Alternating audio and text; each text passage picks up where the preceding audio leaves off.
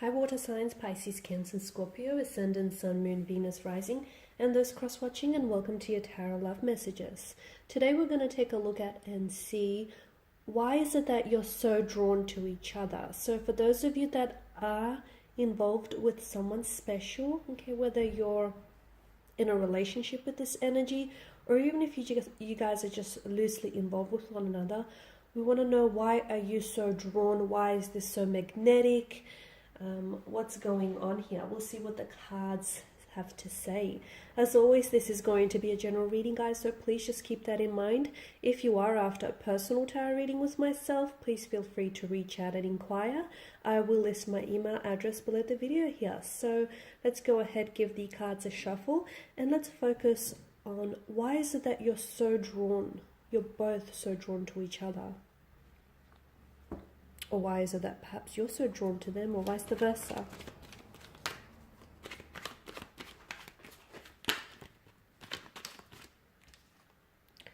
Okay, we have the High Priestess here and the Four of Pentacles.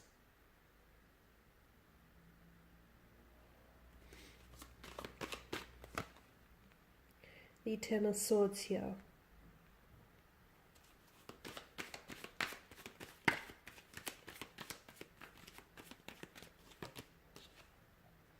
Okay, the Seven of Cups, the Devil, and Justice. Okay, you have the Devil here that's made an appearance in your spread. It's no wonder you guys are so magnetically drawn to each other. There's definitely a strong energy here that attracts you. It's like a moth or insects to a flame kind of energy. Strong sense of like a sexual attraction here, or strong sense of a sexual energy in which there's a lot of chemistry. This chemistry feels very palpable, and it's often perceptible by other energies. So when you're with each other, other people can notice just how drawn you are to one another, or how attracted you are to one another. Okay, it's definitely perceived by connecting energies around you here. Now, this connection that you share with this person feels very intoxicating, guys, which can be dangerous grounds that you might be walking on. It may be a bit of an obsession here. You may find yourself obsessively thinking about this energy, constantly wanting to be with them, wanting to hear from them, wanting to spend some time with them. There's nothing wrong in wanting to be very close to someone and wanting to, spend some time and really get to know them intimately. There's nothing wrong with that. But when your thoughts become very obtrusive, when your thoughts become very invasive, and when you spend a lot of time of the day just thinking about them, okay, when you find that thoughts of them constantly hijack your mind, this is when it becomes unhealthy, because your energies then become so distracted and you can't focus on anything except them. For a lot of you, this is what you're experiencing when you're when you think about this individual, or this is what you're experiencing almost always, constantly, because it does feel intoxicating, it does feel consuming, it does feel addictive, and it feels good here. It feels good when you're with them, it feels good thinking about them. Okay, which is why I feel like for a lot of you, be careful, because it could be dangerous grounds you walk on, because it does feel a bit obsessive in a sense. Now, I also feel like this is how they feel about you as well. There's this, there's this addictive quality to this energy, or to you, that they feel here.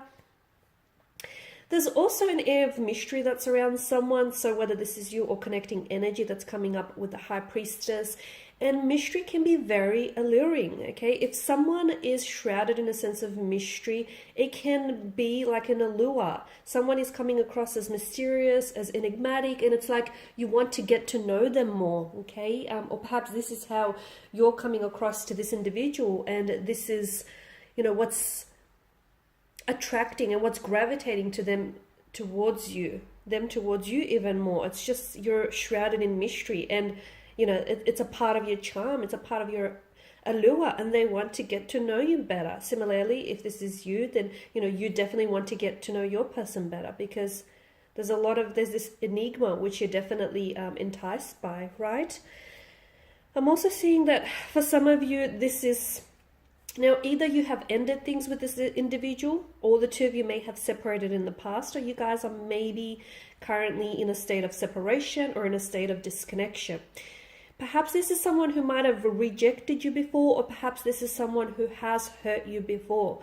Now, for some of you, I can definitely see that, you know, this obsession that we spoke about earlier. I feel like a lot of that is fueled by rejection, by the fact that this person has rejected you, or by the fact that this person has ended things, as indicated by the Ten of Swords. The eerie stillness of this card and the energy of this card definitely indicates a strong sense of finality to this connection here. So the fact that for a lot of you, the reason why you can't get over them is as well, you've had a lot of visions, okay? Now, you're a water energy. You're all about visions and seeing things that may sometimes not always be there. So for a lot of you, you've definitely held and attached yourself to a lot of visions and possibilities and potentials that this connection holds. Unfortunately, things ended prematurely for some of you.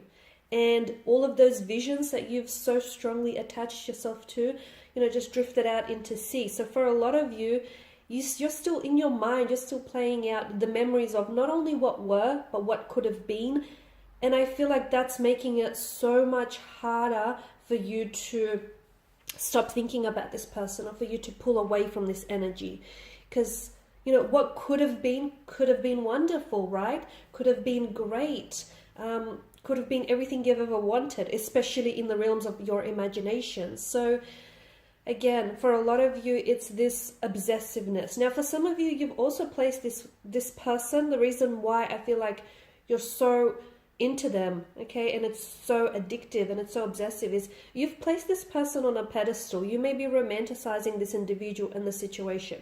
So what I mean here is, a lot of the times when you do fantasize a person or a thing, we begin to see that person or that situation so much better than they actually are. So for a lot of you, I feel like what might help with this obsessiveness is just, you know, remove them from the pedestal a little bit and see things as they are. And I'm not saying things as they are aren't great, but it will benefit you if you see the situation as it is and not necessarily as you want it to be. Now, for some of you, there is karmic justice. So whatever has transpired between you and this individual, especially for those of you who can relate when I say that there's been an ending or a separation or a disconnection, it's important for you to know that this is, it could be you here, guys. It could be you paying your karmic dues, your karmic debts, you know, getting them cleared and getting them all paid off. Or maybe this is your individual paying their karmic debts or their karmic dues and getting all of that, you know, cleared here. So I am getting a sense of karmic dues here getting paid off. There's also the strong sense of cause and effect here. Also, for someone here, I feel like needs to make a decision, and I feel like this person is sitting on the fence about it. The quicker that you apply yourself to a decision, whether it's a decision to walk away or whether it's a decision to reconcile, the sooner you will get momentum and the sooner you will see progressive action here. Okay, so for a lot of you, and I feel like this is you though, you're the one that's coming up as you need to decide. Now, what's your decision? Well, it's going to be different for all of you because you're not all the same person and you're not all dealing with the same situation. Some of you need to decide to cut ties and walk away. Some of you need to decide to release this person. Some of you need to decide to, you know, get back your sense of power, your sense of individuality because you're too co-reliant on this person. So some of you, I feel like you need to make a decision. And here's the thing, that decision that you decide on, I feel like is going to lead to your destiny. So there you have it, guys. A very intense, a lot of emotional intensity, a very strong sense of attraction here, a strong sexual energy, perhaps even a twin flame connection here. Perhaps. Okay? But I feel like you are definitely destined. This person is your karma. That's the best way of describing it. So if you've done good or if you've done bad, I feel like this person is your karma, guys. Similarly, you could be theirs. So thanks guys for watching and tuning in. Please show your support by subscribing to the channel, liking, sharing, commenting. I will be sharing with you more tarot love messages, so stay tuned. For those of you wanting a personal reading, feel free to reach out. Otherwise, take care guys. Bye for now.